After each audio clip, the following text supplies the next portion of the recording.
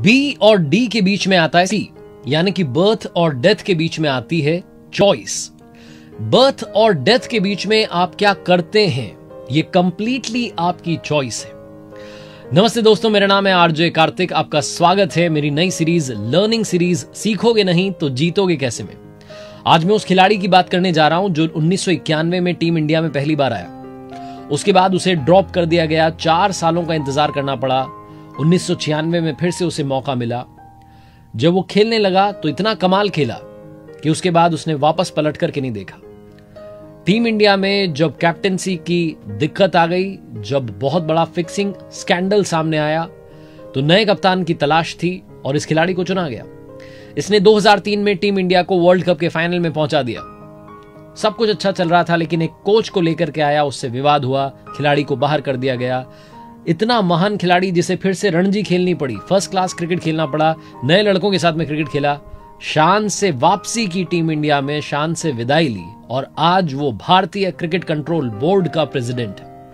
मैं बात कर रहा हूं बंगाल टाइगर महाराजा दादा यानी कि सौरव गांगुली की। सौरव चंडीदास गांगुली की लाइफ से वो 5 बातें क्या हैं जो आप और हम सीख सकते हैं, आइए बात करते हैं। लर्निंग नंबर 1, हमेशा लाइफ में लीडर बनिए, बॉस नहीं। जो लीडर होता है वो हमेशा अपनी टीम के साथ में खड़ा होता है, वो हमेशा अपनी टीम को अपने से आगे रखता है।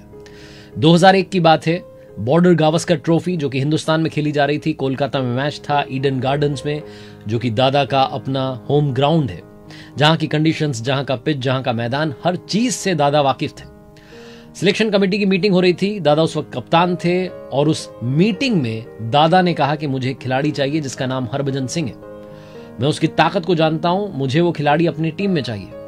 जो सिलेक्टर्स थे वो हरभजन सिंह से, भज्जी से उतने इंप्रेस्ड नहीं थे। उन्होंने बोला कि खिलाड़ी काम का नहीं है। दादा ने बोला मुझे हरभजन चाहिए, जब तक हरभजन टीम में नहीं आ जाता मैं ये रूम छोड़ करके, मीटिंग छोड़ करके नहीं जाऊंगा। दादा अपनी बात पर अड़ गए और फाइनली सिलेक्टर्स को गिव अप करना पड़ा कि ठीक है भैया, आप नहीं मान रहे हो तो आप भज्जी को खिला लो। हरभजन सिंह को उस मैच में मौका मिला।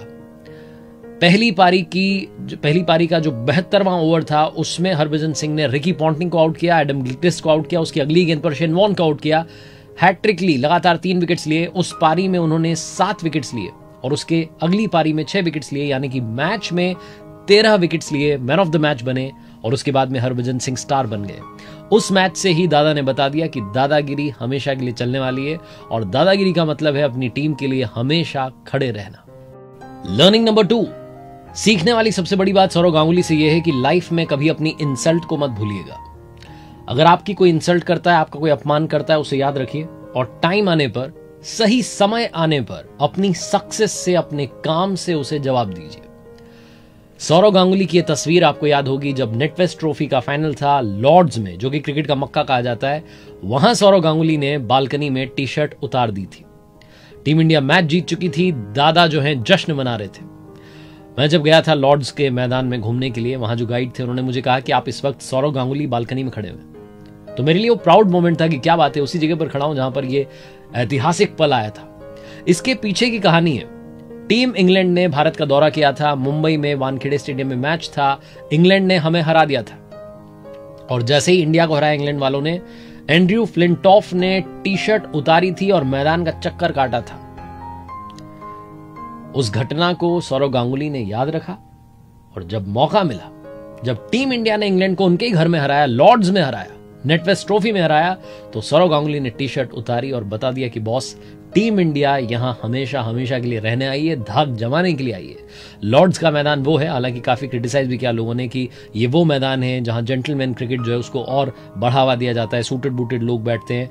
वहां सौरव गांगुली का करना, क्या ये सही था? बहुत सारी बात हुई, बहुत सारे सवाल उठे, लेकिन मुझे लगता है कि दादा ने दुनिया को बता दिया कि हम डरने वाले नहीं हैं। लर्निंग नंबर 3, मुझे लगता है कि मेरी लाइफ में मैंने इस बात से काफी कुछ सीखा है। ये लर्निंग नंबर 3 जिंदगी का मंत्र है।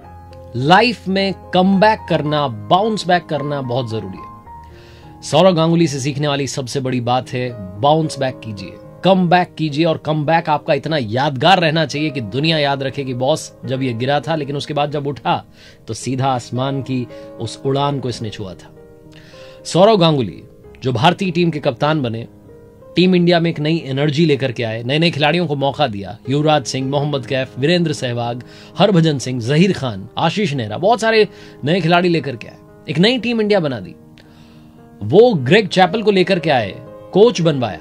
उन्हें लगा कि ग्रेग चैपल जो है टीम इंडिया को और अच्छा करने में मदद करेंगे, लेकिन ग्रेग चैपल ने अपनी पॉलिटिक्स खेली और दादा को टीम से बाहर कर दिया। सौरव गांगुली जो कल तक भारत के कप्तान थे, उनका टीम इंडिया में कोई स्थान नहीं था। सौरव गांगुली कहते हैं कि उनके फादर रोजाना सुबह अखबार देखते थे, टीम इंडिया जीत रही थी, और जहां टीम इंडिया जीतती थी तो उनके फादर कहते थे कि बेटा देखो अब तो तुम्हारे लिए और मुश्किल हो गया है, तुम कभी कम बैक कर पाओगे कि नहीं।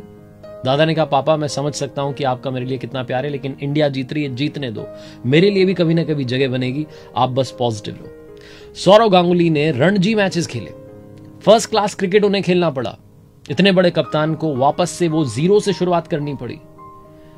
लेकिन उसके बाद में जब उन्होंने कम बैक किया तो वो कहते हैं कि सचिन तेंदुलकर जो कि हमेशा मेरे साथ में ओपनिंग करने के लिए उतरते थे, सचिन तेंदुलकर ने उन्हें कॉम्प्लीमेंट दिया और बोला कि दादा ये तुम्हारी लाइफ में अब तक जो क्रिकेट तुमने खेली है, तुम अब सबसे शानदार खेल रहे हो। यानी कि जब कम बैक किया तो सबसे कमाल के खिलाड़ी बन के आए।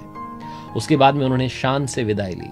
ये कम बैक करना कितना इंपॉर्टेंट है, आप सौरव गांगुली से सीख सकते हैं। एक वो एडवर्टीजमेंट आपको याद होगा जिसमें दादा कहते हैं कि मैं सौरव गांगुली, आप मुझे भूले तो नहीं।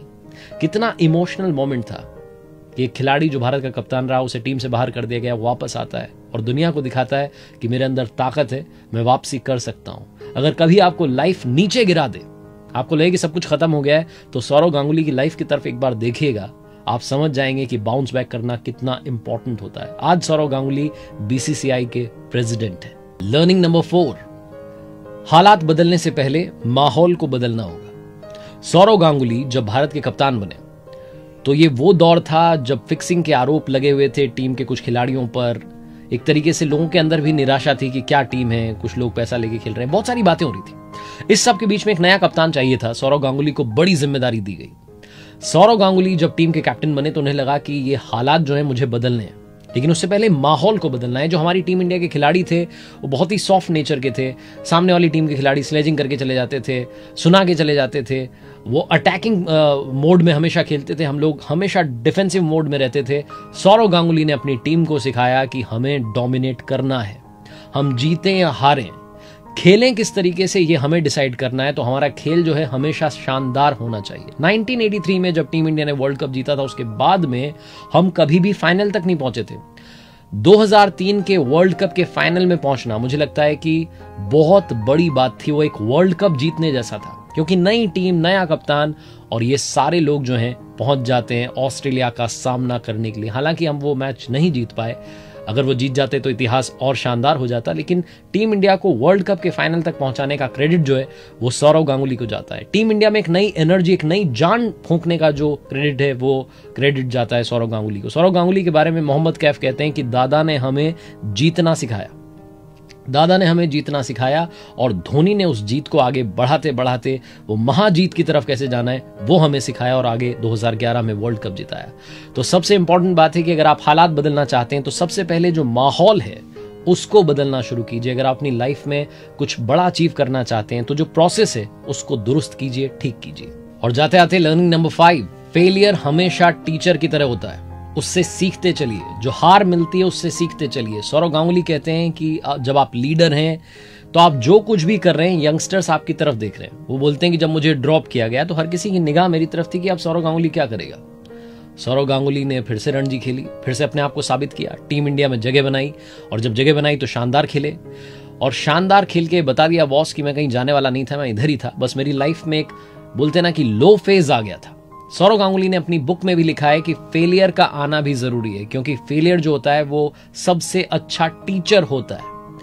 सौरव गांगुली कहते हैं कि जब ऐसा समय आए कि आपकी लाइफ में लो फेज है, आप बुरा फील कर रहे हैं, बुरा हो रहा है, तो कांच के सामने जाकर के खड़े हो जाइए और शीशे के सामने खड़े होकर के कहिए कि हाँ मैं कल हार गया था, लेकिन मैं कल जीतूंगा, मेरा टाइम भी आएगा।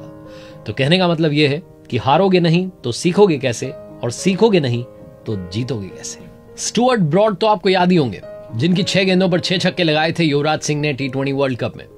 स्टुअर्ट ब्रॉड के लिए करियर की शुरुआत कुछ खास नहीं रही थी।